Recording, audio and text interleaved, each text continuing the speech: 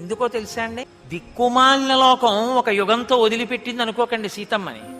ఇంత పరీక్ష రామచంద్రమూర్తి ఎక్కడంటారో రేపొద్దున్న నా భార్యనని అలంకారాలు చేసి తీసుకురండి అన్నాడు. ఎగబడి చూశారు ఆవిడ్ని. రాముడు ఊరుకుని పక్కన కూర్చోబెట్టుకుంటే ఇంతందగత్తగా పట్టారా రావణుడు తీసుకెళ్ళాడంట కదండి.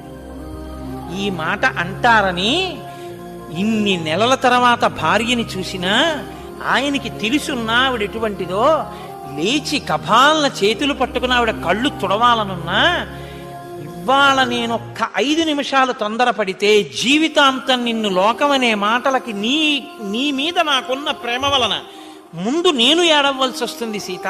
నువ్వు అంతఃపురంలో ఉంటావు, ముందు నా చెవిన పడతాయి. కాబట్టి నీ చారిత్రం ఏమిటో లోకానికి తెలియ చెప్పాలి.